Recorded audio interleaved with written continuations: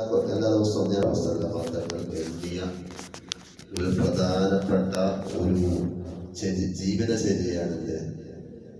സുബഹി നിസ്കരിച്ച് ഉറങ്ങുക എന്നുള്ളത്. അതിനർത്ഥം ഇത് നമ്മുടെ സൂര്യൻ ഉദിക്കുന്നതിനേക്കാൾ ഉറങ്ങുക എന്നുള്ളത് ബർക്കത്ത് നഷ്ടപ്പെടാനുള്ള ഒരു ഹേതുവാണ്, ദാരിദ്ര്യം കടന്നു വരാനുള്ള ഹേതുവാണെന്ന് കിതാബിലെ കണ്ട് ഈ ഹയ്യയുണ്ട് നബി സല്ലല്ലാഹു അലൈഹി വസല്ലം തങ്ങൾ ഒരിക്കലും പറഞ്ഞിട്ടുമുണ്ട്.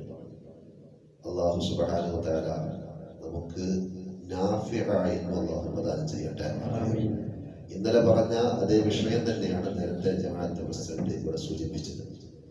അല്ലാഹു സുബ്ഹാനഹു വ തആല ഒരാളെ വിഷമം ആഖിറത്തിൽ നീക്കുമെന്ന് നിബിധങ്ങൾ പറഞ്ഞിട്ടുണ്ട്. ദുനിയാവിൽ ഒരാളുടെ വിഷമം അല്ലാഹു നീക്കിയാൽ ആഖിറത്തിൽ അവന്റെ വിഷമം അല്ലാഹു നീക്കും. ദുനിയാവിൽ ഒരാളുടെ ഐബിനെ ഒരാൾ മറച്ചു വെച്ചാൽ ആഖിറത്തിൽ അയാളുടെ ഐബിനെ അല്ലാഹു മറക്കും. രണ്ട് ഹദീസുണ്ട്. ദുനിയാവിൽ ആരെങ്കിലും ഒരാളെ വിഷമം നീക്കുക. ഇന്നലെ ഞാൻ ഇവിടെ പ്രതുച്ചാനെ കഥ പറഞ്ഞു, 1-2 ആളുകൾ ഇങ്ങനെ പറഞ്ഞു, വലിയ സമ്പത്തൊന്നിലും ഭയങ്കര ആഗ്രഹം എല്ലാവരും കൊടുക്കാനും. ആരും സമ്പത്ത് കൊടുത്തിട്ട് സഹായിക്കുന്നത് മാത്രമേ സഹായം ആരും പറഞ്ഞിട്ടില്ല. ആവശ്യക്കാരന് എന്താണോ വേണ്ടത് അതാണ് സഹായം. ഒരാൾക്ക് വലിയ പൈസക്കാരൻ, അയാൾക്ക് എന്തെങ്കിലും വേറെ സഹായം ഉണ്ടാവും. അപ്പൊ അവിടെ പൈസ അല്ല വേണ്ടത്, വേറെ എന്തെങ്കിലും സഹായമാണ് വേണ്ടത്. തൊട്ടപ്പുറത്ത് കൂടെ ഒരു കല്യാണം നടക്കുന്നുണ്ട്, അവിടെ പോകാം, അവിടെ സപ്ലൈ ചെയ്യാം, അവരുടെ കൂടെ നിൽക്കാം, ഒരു അയൽവാസിയുടെ കടമ നിർവഹിക്കാം. അതാണ് അവിടെ വേണ്ടത്. എല്ലാവർക്കും പണം ഉണ്ടായിക്കൊള്ളണമെന്നില്ല. പണമുള്ളവൻ പണം കൊടുത്തുകൊണ്ട് സഹായിക്കട്ടെ. ശരീരത്തിന് ആവതുള്ളവൻ അത് കൊടുത്ത്, അതല്ലെങ്കിൽ അവന്റെ അധ്വാനം കൊടുത്ത് സഹായിക്കട്ടെ.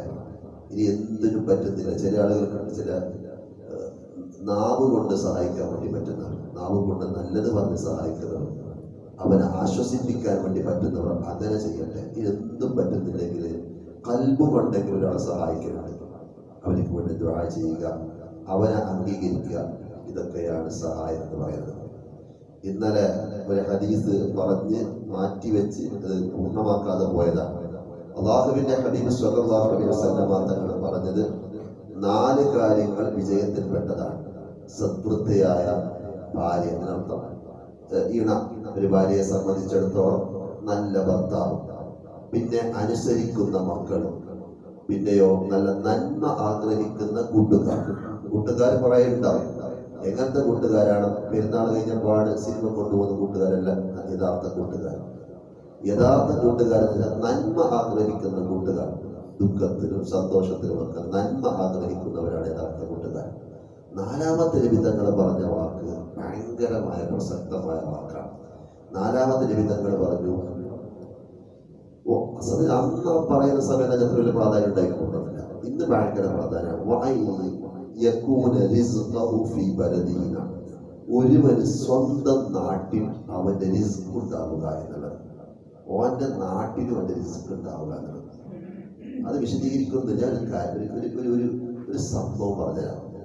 4 ദിവസങ്ങൾക്ക് വാട്സപ്പിൽ ഞാൻ ഒരു വീഡിയോ കണ്ടു. നമ്മുടെ കോടീശ്വരനായ MA യൂസുഫിയുടെ മാനേജർ, കുറെ കാലം 30 കൊല്ലം അദ്ദേഹത്തിന് കീഴിൽ നിന്ന ഒരാള് പണിമതിയാക്കിയിട്ട് പോകുമ്പോൾ ഒരു വന്നിട്ട് ആശ്ലേഷിക്കുന്നതും അത് മുമ്പിലായി പറയാറുണ്ട്. ഞാൻ കുറെ ആയി ഇവരോട് പറയുന്നത്, എന്നിട്ട് നാട്ടിലേക്ക് പോകുന്നത് പറയുന്നു. അങ്ങനെ കുറച്ച് കഴിഞ്ഞ് അതേ വീഡിയോയിൽ ഈ പോകുന്ന ഈ മനുഷ്യന് ഒരു ഇന്റർവ്യൂ പോലെ പറയുന്നുണ്ട്, എത്ര സമ്പാദ്യം ഉണ്ടായാലും, എത്ര MA യൂസുഫിനെ ആശ്രയിച്ച് പറയുന്നത് എല്ലാ സൗകര്യം ഞങ്ങൾ കൊടുക്കണം, എനിക്ക് വിടാൻ മനസ്സില്ല, എല്ലാം ഞാൻ കൊടുക്കും. പക്ഷെ എന്നാലും മുമ്പിൽ നാട്ടിലേക്ക് പോകാൻ ആഗ്രഹിക്കുന്നുണ്ട്. കോട്ടയം മുമ്പിൽ പറഞ്ഞു, എന്തൊരു സൗകര്യം ഉണ്ടായാലും, എത്ര വലിയ സമ്പാദ്യം ഉണ്ടായാലും സ്വന്തം നാട് പോലെ എവിടെയാവില്ല. ഹബീബായ നബി തങ്ങൾ പറയുന്നു, മഹാനായ മുഹമ്മദ് മുസ്തഫ സ്വല്ലല്ലാഹു അലൈഹി വസല്ലം തങ്ങൾ അവനവന്റെ നാട്ടിൽ അവർക്ക് റിസ്ക് ഉണ്ടാവുക എന്നത് വിജയത്തിൽപ്പെട്ടതാണ്. പ്രവാസ ലോകത്ത് വലിയ കോടീശ്വരന്മാരായി ജീവിക്കുന്നവരോട് ചോദിച്ചാലും അവരൊക്കെ ആഗ്രഹിക്കുന്നത് എല്ലാം മതിയാക്കി നാട്ടിലേക്ക് വരാൻ. പക്ഷെ പല സാഹചര്യങ്ങളും അവരെ അതിന് സമ്മതിക്കുന്നില്ല. ഇനി ചിലപ്പോൾ എത്രയോ നഷ്ടങ്ങൾ ഉണ്ടായാലും, സാമ്പത്തിക നഷ്ടങ്ങൾ ഉണ്ടായി നാട്ടിൽ വന്ന് സെറ്റായി പറയുന്നത് എന്തായ കാട്ട് നമ്മുടെ നാടല്ലേ, നാട്ടിൽ കൂടാൻ വേണ്ടി പറ്റുകയല്ലോ എന്നുള്ളതാണ്. പണ്ട് ഞാനൊരു ദിവസം എൻ്റെ നാട്ടിലൊരു കാരണവരോട് സംസാരിക്കുമ്പോൾ അദ്ദേഹം പറഞ്ഞിട്ടുണ്ട്, ഒരുപാട് കാലം ഗൾഫിൽ നിന്ന് എന്ത് കിട്ടിയെന്ന് ചോദിച്ചപ്പോൾ അദ്ദേഹം തൊപ്പി എടുത്തിട്ട് കാണിച്ചു, കഷണ്ടി കാണിച്ചു പറഞ്ഞു, ഇത് കിട്ടിയത് ദുബൈയിൽ ആദ്യം കിട്ടിയത് ഈ കഷണ്ടി കിട്ടി. പിന്നെ കുറെ രോഗങ്ങളും ആർക്കും അറിയില്ല. ഇപ്പൊ പിന്നെ പ്രശ്നമില്ല, വീഡിയോ കോളും മറ്റു കാര്യങ്ങളൊക്കെ ആയതുകൊണ്ട് മക്കൾക്ക്